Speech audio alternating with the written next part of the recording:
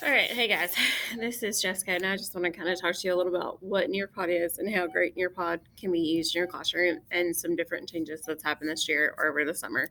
So, Nearpod, the website is going to be nearpod.com, and when you go to it, you would log in using your Google or your Google email, and it would come up to where your library is.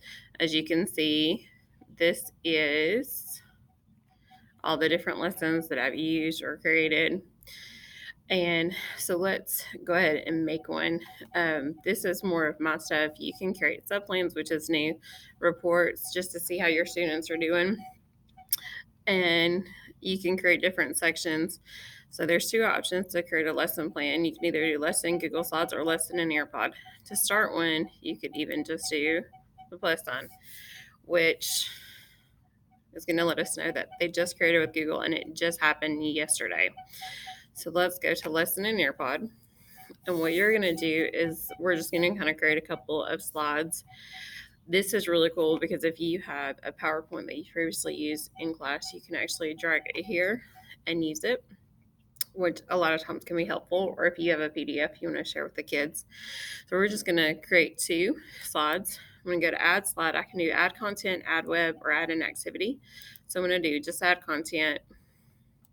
So you have different options. This is new live Twitter stream, which is kind of cool for the kids to actually get to see. And Twitter is a really neat way to do. All right. It'll let me. All right. So we are just going to do, we'll do audio just to get it. All right. So I would choose here for a audio file. All right. I'm going to show you what it looks like for a previously one.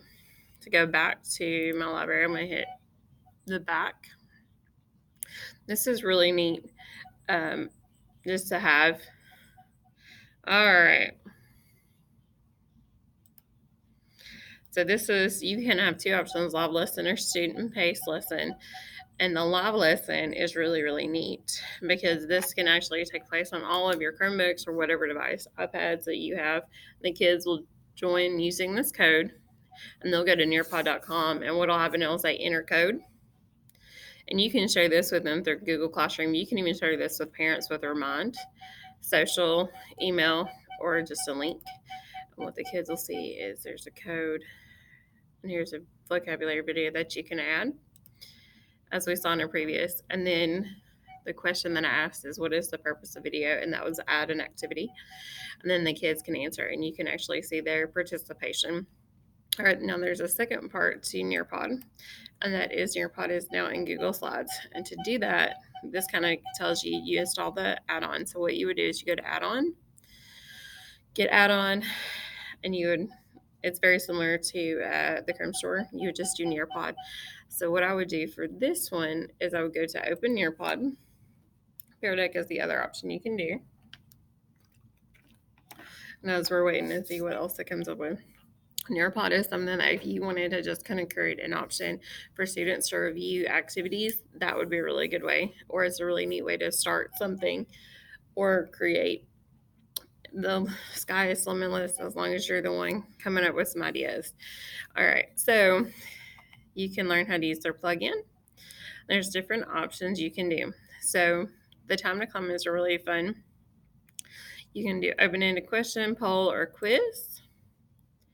So I'm going to do a quiz. So here we go. I'm going to add or edit our slide. So let's talk. We've been talking about main idea, and we've read a story, and I want to know what my kids think is what main idea of the article. Say, or you read an article about Jackie Robinson. Jackie Robinson played baseball. Or do you want them to know that Jackie Robinson was the first African American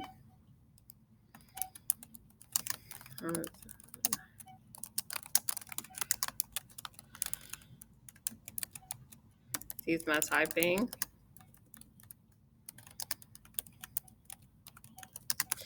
Anyway, you get the idea. So You would continue, and this would be my answer. So this would mean that's my answer.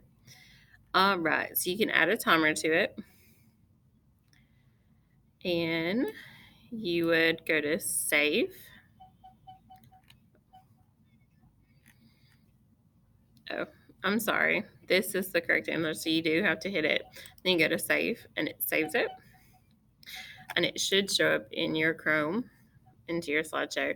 We're using our slides as for Google Slideshow, which a lot of times can be easier to share with students, especially if you don't want them to have access to your Nearpod. So guys, this is just a little brief tutorial. I hope you enjoyed. I hope you learned a little something, and I hope if you have any questions, let me know. Thanks.